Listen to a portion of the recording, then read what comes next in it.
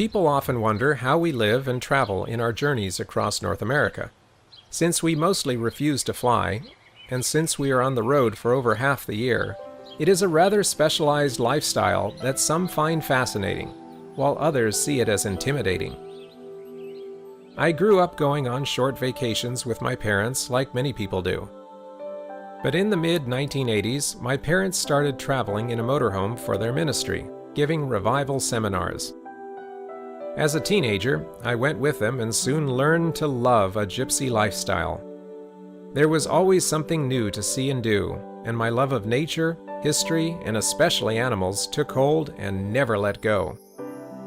I began to keep life lists of all the animals and most of the plants I encountered in the wild. That has never ended, and at the time of this program, I have identified around 6,000 animal species and 3,000 plants.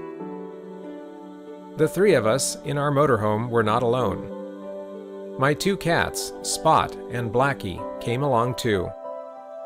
Spot settled into a mobile life very well, but Blackie was cross-eyed and never grew comfortable in a changing world that she couldn't see very well. Walking them became my job, and they soon were trained to leashes. Spot loved seeing new places and exploring, but Blackie usually howled when taken outside, eager to return back to safety in the motorhome. Being an only child meant it was the three of us united against whatever happened. The cats were my little sisters and best friends in these exciting but rather lonely years. This lasted for a decade until their all too brief lives came to an end. For the next decade, I refused to get any more pets, as I was unsure what I was going to do next and didn't want to abandon them when I went to college. But traveling was too exciting. My parents' ministry began to expand to new locations like Hawaii, Canada, and the farthest reaches of the United States. I was now totally consumed with finding rare animals and observing their behavior. I realized that I was in the perfect situation to be able to do so in ways most people, even professional scientists, could only dream about. How many others have the ability to spend 6, 7, or even 8 months in the field every year, at all seasons, and in virtually every habitat? Because we weren't just visiting nature and then retreating to a hotel each night. We lived in nature all day, every day, hiking, exploring, eating, and just existing outdoors. Our motorhome was transportation and shelter, but we spent most of our time outside, wherever we happened to be. We all had different jobs. Mom made the meals, Dad planned our route, while I focused on anything scientific.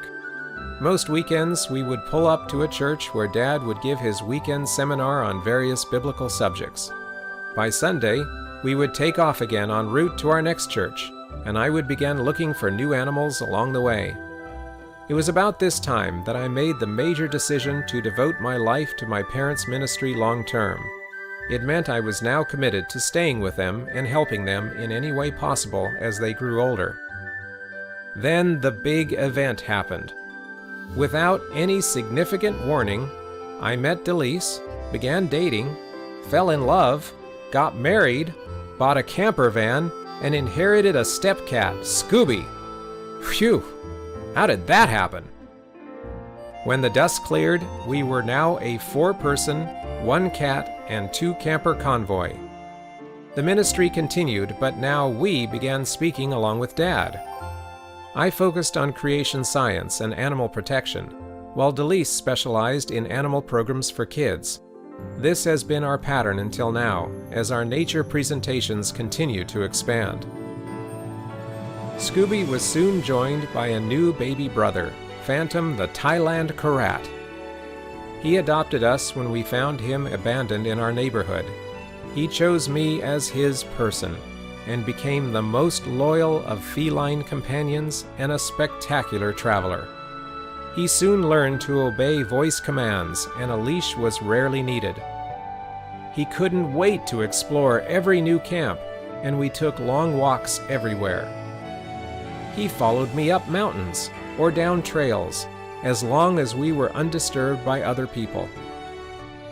Phantom was very nervous around strangers, and few people ever saw how incredible a cat he was. Scooby was more of a homebody that tried to avoid getting too far from the van. Phantom was always wanting to play and buddy up to his big brother, and Scooby wanted no part of that.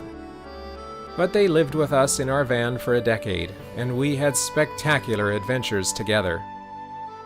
There are still annoying things that we have to do, like shopping and laundry, and we have to enter cities for meetings and repairs.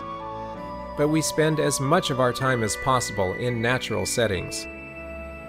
No RV parks for us!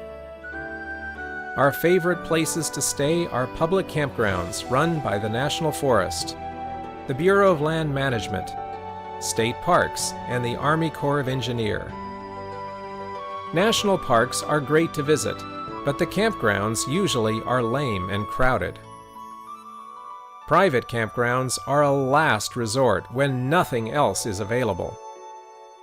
And store parking lots are for emergency use only, maybe once a year.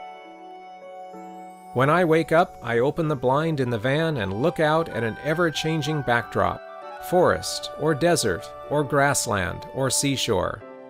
How many people get a new view from their bedroom window every morning? For we rarely spend more than a day or two in any one location before moving on. When our dear Phantom and Scooby reached their life's end, we rescued 2 kittens who needed a home. Nebula the sister, and Quasar the brother. Since we had them from a very young age, we were able to introduce them to a traveling life immediately. And wow, did they embrace it! Now they demand a walk both in the morning and evening, as soon as we get into camp or wake up next morning. What do you mean it's raining? Let's go out anyway. We don't care. They are indifferent to wet conditions, and Quasar will stomp through puddles that get in his way. Weird. They walk across snow without complaint, brave both cold and heat, and are not as concerned about strangers as Phantom was.